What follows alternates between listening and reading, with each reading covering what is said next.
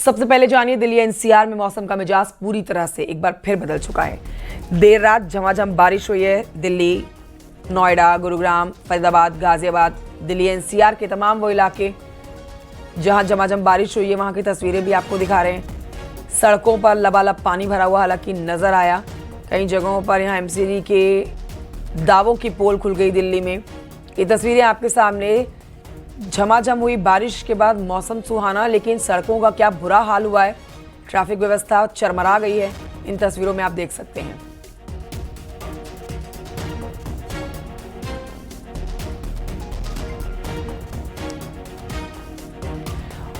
तो अभी ऑफिस जाने वाले लोगों को परेशानियों का सामना करना पड़ रहा है। हालांकि रविवार का दिन, लेकिन ऐसे में जो लोग महत्वपूर्ण कार्य के लिए घर से बाहर निकले हुए हैं अपने वाहन लेकर, देखिए उनकी रफ्तार किस तरह से धीमी गति से आगे बढ़ रही है।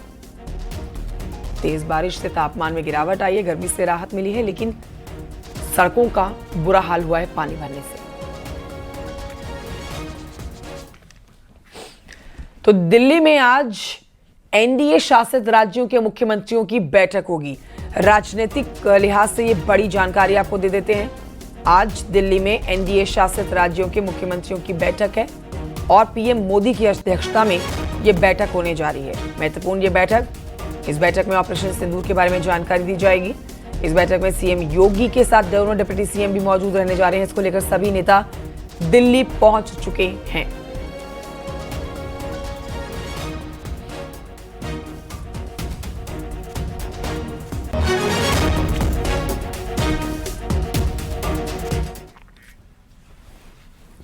और ये बढ़ते आगे आपको खबर देते हैं सिद्धार्थनगर की, जहां पर भारत नेपाल सीमा के 15 किलोमीटर के दायरे में सरकारी जमीनों पर अतिक्रमण को लगातार खाली करवाया जा रहा है। बुलडोजर एक्शन यहां देखा जा रहा है। सीमांत इलाके जो भारत नेपाल बॉर्डर पर लगते हैं, वहां पर लगातार अवैध निर्माण पर बुलडोजर वाली कार्रवाई हो रही है।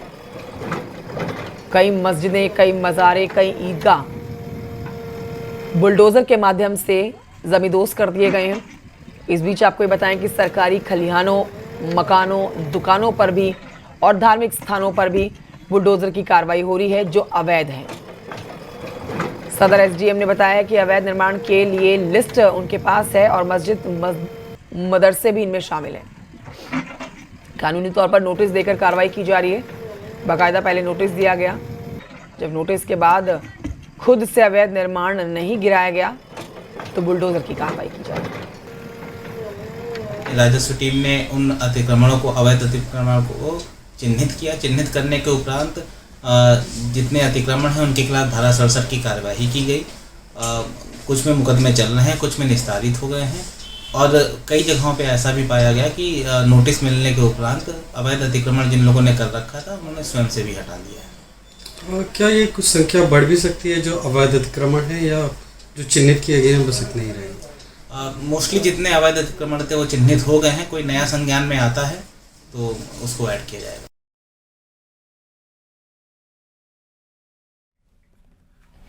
उधर यूपी से खबर, जहां पर बिजली कर्मियों की हड़ताल को लेकर सरकार सख्त हो गई है। योगी सरकार ने आंदोलन करने वाले कर्मी बिना जांच बर्खास्त करने का ऐलान किया है। 29 मई को यूपी में बिजली के निजीकरण को लेकर होने वाली बिजली कर्मियों की हड़ताल को देखते हुए सरकार ने ये सख्त कदम उठाए हैं। सरकार ने इस ऐलान के बाद विद्युत कर्मचारी जो हैं, संयुक्त संघर्ष समिति की ओर से बयान सामने इनका आ गया है। फिलहाल बिजली कर्मी की ओर से हड़ताल नहीं करने का ऐलान किया गया है। समिति ने साफ किया है कि सिर्फ यूपीपीसीएल में कुछ अधिकारी हड़ताल के नाम पर शासन को गुमराह करके औद्योगिक अशांति फैलाना चाहते हैं। देखिए, पहली बात तो यह है कि विद्युत कर्मचारी संयुक्त संघर्ष समिति की हड़ताल की कोई नोटिस नहीं है और यह पिछले 6 महीने में तीसरी बार है जब पावर कॉरपोरेशन के चेयरमैन डॉक्टर आशीष गोयल ने मुख्य सचिव को, जिलाधिकारियों को, पुलिस अधिकारियों को सर्कुलर जारी करके यह कहा है कि बिजली कर्मचारी हड़ताल पर जाने वाले हैं और वो हड़ताल की तैयारी कर रहे हैं। दरअसल ऐसा प्रतीत होता है कि निजी घरानों के साथ उनकी इतनी मिली भगत हो गई है कि वह निजीकरण करने के लिए इतने उतावले लग रहे हैं कि वह बिजली कर्मियों पर अनचाहे हड़ताल थोपना चाहते हैं। हम लगातार कर रहे हैं, रोज़ हम अपना जो डायरेक्शन देते हैं उसमें हम कहते हैं कि बिजली कर्मी शांतिपूर्वक आंदोलन करेंगे, लेकिन उपभोक्ताओं को कोई तकलीफ न होने पाए। उत्तर प्रदेश के बिजली कर्मचारी संगठनों का कहना है कि बिजली का निजीकरण न सिर्फ कर्मचारियों के लिए बल्कि आम जनता के भी हित में नहीं है, इसीलिए वो लगातार इसका शांतिपूर्ण ढंग से विरोध कर रहे हैं। रही बात बिजली कर्मचारियों की हड़ताल की, तो अब तक किसी भी संगठन ने हड़ताल के लिए कोई नोटिस नहीं जारी किया है, लेकिन इसके बावजूद यूपीपीसीएल के चेयरमैन बीते 3 माह में बिजली कर्मचारियों द्वारा हड़ताल किए जाने की झूठी सूचना शासन सत्ता को देकर जबरन औद्योगिक अशांति फैलाने का काम कर रहे हैं। ऐसे में वो मुख्यमंत्री से मांग करते हैं कि ऐसे अधिकारियों के खिलाफ कड़ी से कड़ी कार्रवाई की जानी चाहिए। कैमरामैन उपेंद्र के साथ राजीव प्रताप सिंह, न्यूज़ 18 लखनऊ। कानपुर से खबर अगली, जहां पर गोविंद नगर में बीजेपी विधायक सुरेंद्र मिथानी की कार से विधानसभा पास चोरी कर लिया गया था, जिस खबर को हमने आपको दिखाया था। अब आपको इस पर एक अपडेट दे देते हैं कि पुलिस ने सीसीटीवी फुटेज की मदद से इस मामले में 2 लोगों की गिरफ्तारी की है। एक और उनका साथी गिरफ्तार किया गया है। 3 आरोपी कुल गिरफ्तार किए गए हैं। जानकारी के मुताबिक विधायक सुरेंद्र मिथानी ने 17 मई को अपनी कार सर्विस सेंटर में दी थी और यहीं से उनका विधानसभा का पास चोरी कर लिया गया था। तीनों की गिरफ्तारी कर ली गई है। माननीय विधायक श्री सुरेंद्र मिथानी जी के द्वारा विधानसभा पास चोरी होने के संबंध में एफआईआर पंजीकृत करवाया गया था। तत्पश्चात सीसीटीवी के अवलोकन एवं महाराजपुर पुलिस की त्वरित कार्रवाई के उपरांत 3 अभियुक्तों को गिरफ्तार किया गया तथा उनके पास से विधानसभा पास की बरामदगी की गई। उन तीनों अभियुक्तों को आज न्यायालय के समक्ष प्रस्तुत किया जा रहा है। बढ़ते आगे, इलाहाबाद हाईकोर्ट से आज आने वाली एक बड़ी खबर आप तक पहुंचा रहे हैं, जहां को इलाहाबाद हाईकोर्ट को स्वरूप रानी हॉस्पिटल की फटकार लगाने के बाद आज प्रयागराज डीएम ने हॉस्पिटल का औचक निरीक्षण कर डाला।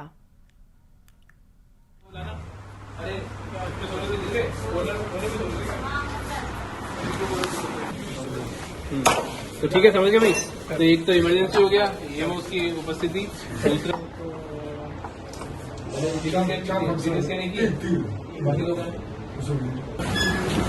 कैसे लगी? हाँ, फेंक दी बच्चे को, आगे माँ।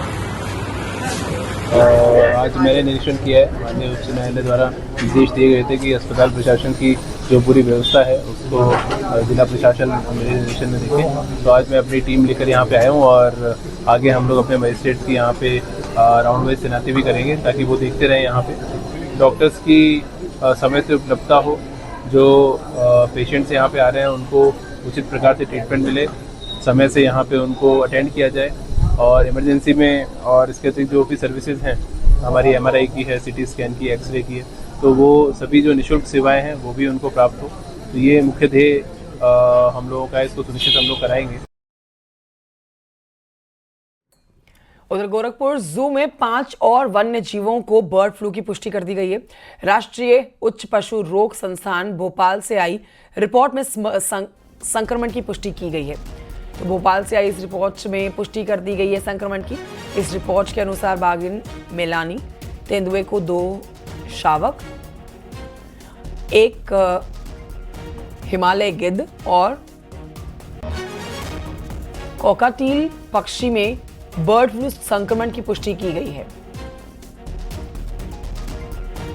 प्राणी उद्यान में 5 और जानवरों और पक्षियों में बर्ड फ्लू की पुष्टि हुई है, जिसके बाद यहाँ का जो प्रोटोकॉल है उसको और सख्त कर दिया गया है। जो लोग अंदर आ जा रहे हैं उनकी बाकायदी सैनिटाइजेशन हो रहा है, उसके बाद ही उनको अंदर जाने दिया जा रहा है। जितने भी कर्मचारी हैं जो काम कर रहे हैं, अगर वो बाड़े के पास तक जा रहे हैं तो पूरा PPE किट पहन के जाना है, नहीं तो अगर वो परिसर में काम कर रहे हैं तो उनको मास्क लगा के सैनिटाइजिंग करके ही अंदर जाना है।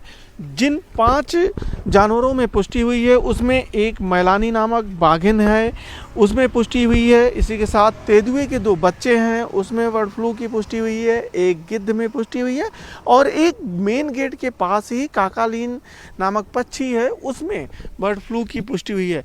हालांकि राहत की बात यह है कि जो 1 सप्ताह का प्रोटोकॉल होता है वो प्रोटोकॉल ये पक्षियाँ पूरी कर रखी हैं और अभी सभी स्वस्थ हैं। उनका इलाज इसी हॉस्पिटल में किया जा रहा है।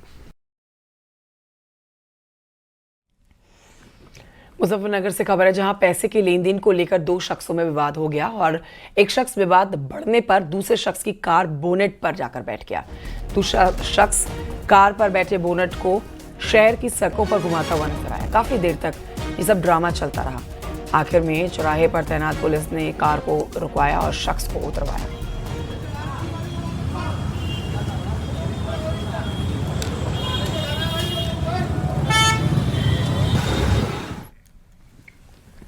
उधर बरेली में 6 टीचर को बर्खास्त किया गया है। 6 टीचरों को बर्खास्त किया गया है। सभी टीचर पिछले 5 साल से नौकरी पर नहीं आ रहे थे। सभी टीचरों को विभाग की ओर से 3 बार नोटिस भी भेजा गया था, लेकिन किसी ने जवाब नहीं दिया। लगातार गैर हाजिर रहने के बाद एक्शन लिया गया। बेसिक शिक्षा विभाग ने इनकी रिपोर्ट शासन को भेजी, जिसके बाद अब डीएम की सख्ती के बाद कार्रवाई करते हुए सभी की सेवाएं समाप्त कर दी गई हैं।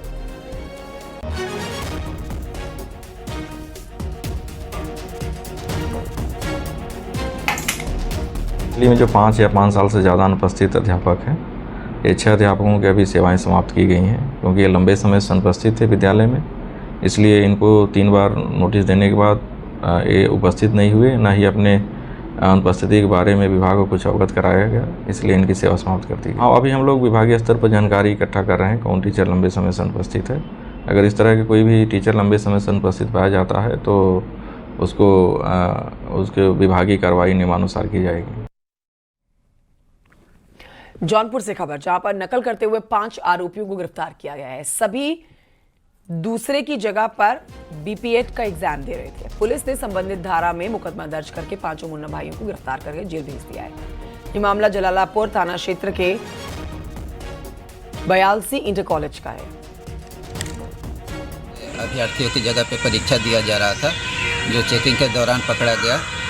बयालसी इंटर कॉलेज के प्रधानाचार्य की तहरीर के आधार पर सुसंगत धाराओं में थाना जलालपुर पे अभियोग पंजीकृत कर उपरोक्त 5 अभियुक्तों को हिरासत में लिया गया है और उनको हिरासत में लिए जाने के पश्चात नियमानुसार उनका चालान माननीय न्यायालय किया गया। प्रतापगढ़ पुलिस ने 3 शातिर अपराधियों को गिरफ्तार किया। गिरफ्तार अपराधियों ने कोर्ट परिसर में दरोगा पर जानलेवा हमला करके ये फरार हुए। तीनों आरोपियों पर नगर कोतवाली में जानलेवा हमला के साथ कई और धाराओं में संगीन मामले दर्ज है। तीनों आरोपी कई मामलों में वांटेड चल रहे थे। पुलिस ने प्रयागराज के मऊ आइमा में इन्हें गिरफ्तार किया। के आधार पर थाना देलूपुर पर 47/2025 समुचित धाराओं में अभियोग पंजीकृत किया गया था, जिसमें 5 अभियुक्तों की तलाश की जा रही थी। इनमें से 3 अभियुक्तों को थाना देलूपुर पुलिस के द्वारा गिरफ्तार किया गया है। इनमें से 3 अभियुक्त जो हैं उनमें एक है मोहम्मद इमरान पुत्र महमूद, दूसरा अफसार पुत्र महबूब, तीसरा एजाज अहमद पुत्र निशार, सभी कुल्लीपुर के रहने वाले हैं। उपरोक्त अभियुक्तों को गिरफ्तार करने के पश्चात माननीय न्यायालय के समक्ष रिमांड के लिए प्रस्तुत किया गया था। माननीय न्यायालय के आदेश के क्रम में उपरोक्त अभियुक्तों को जिला कारागार प्रतापगढ़ में आज निरुद्ध कराया गया। अमेठी से खबर, जहां पर दूल्हे के चारपाई मांगने पर ससुर जी नाराज हो गए और बेटी ने विदाई करने से इनकार कर दिया। विवाद बढ़ने पर दूल्हा पक्ष दुल्हन की विदाई के लिए थाने पहुंच गया। पुलिस के समझाने के बाद दोनों पक्ष थाने से वापस चले गए और आपस में बातचीत करके मामले को सुलझाने की बात कही।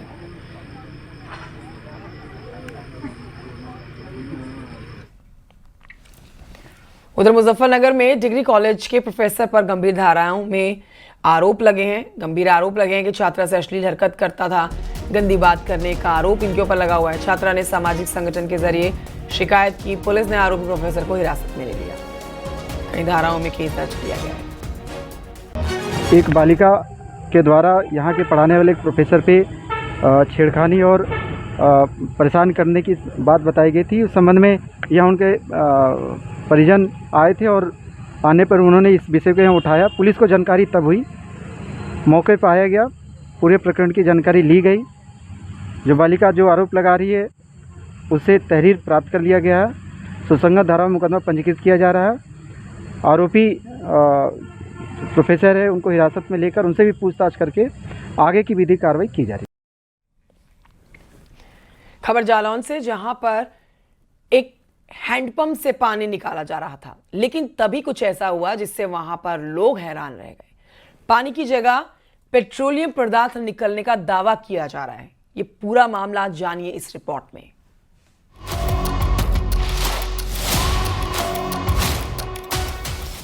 हैंडपंप चलाया, पेट्रोल निकला।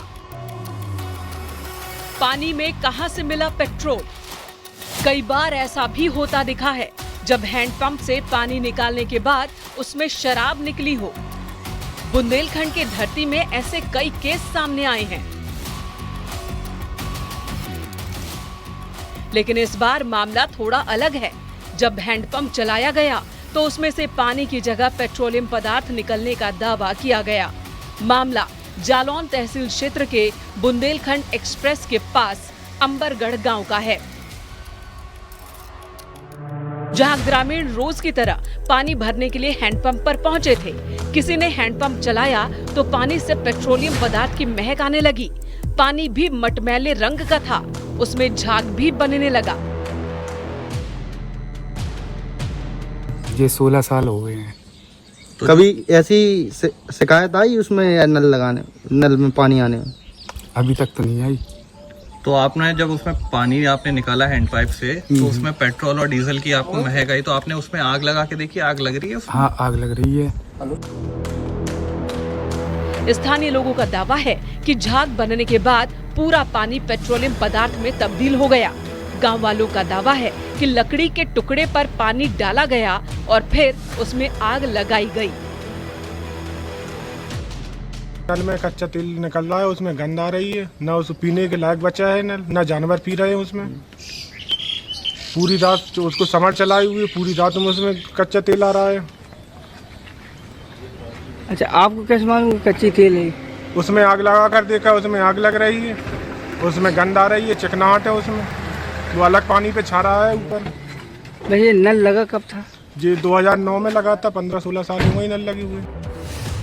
पूरे इलाके में आग की तरह ये खबर फैल गई। आसपास के गांव के लोग भी यहां उत्सुकता से पहुंच गए।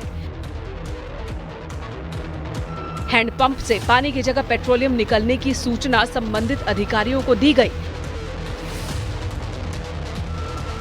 जिसकी पुष्टि के लिए विभागीय अधिकारियों ने जांच भी शुरू कर दी। पानी के सैंपल्स को जांच के लिए लैब भेजा गया। जांच में ये पता लगाने की कोशिश हो रही है कि आखिर ये पेट्रोल जैसा ज्वलनशील पदार्थ कहां से और कैसे पानी में मिल गया। हैंडपंप को बंद करा दिया गया है। रिपोर्ट आने तक ग्रामीणों को हैंडपंप का पानी इस्तेमाल न करने की सलाह दी गई है। न्यूज़ 18 के लिए जालौन से अश्विनी मिश्रा की रिपोर्ट।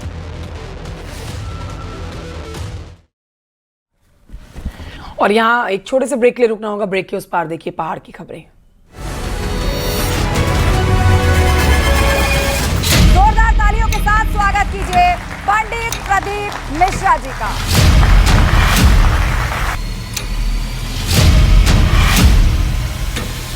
शास्त्रों के साथ शस्त्र घर में रखेंगे बेटा बेटी। हमारे जितने देवी देवता हैं, कोई भी बिना शस्त्र के नजर ही नहीं आते। एक लोटा जल मंदिर तक पहुंचता है तो हमारे घर की जो नेगेटिव ऊर्जा है उसको समाप्त करता है। वीआईपी दर्शन करना पाप में गिना जाए या पुण्य में गिना जाए? प्रत्येक मंदिर, देवालय, शिवालय से वीआईपी दर्शन को हटा देना चाहिए। क्या विचार है आगे आपका? विचार क्या, जब बिहार तक पहुंच गए तो बंगाल तक पहुंचने में देरी थोड़ी ना लगेगी। जो हमारे सनातन पर अगर कहीं उंगली उठाए या आक्षेप करे तो उसको जवाब देने के लिए सनातन धर्म मूलतः खड़ा हुआ है। अभी तो सिंदूर की बारी थी, अभी पायल बिछिया बाकी है।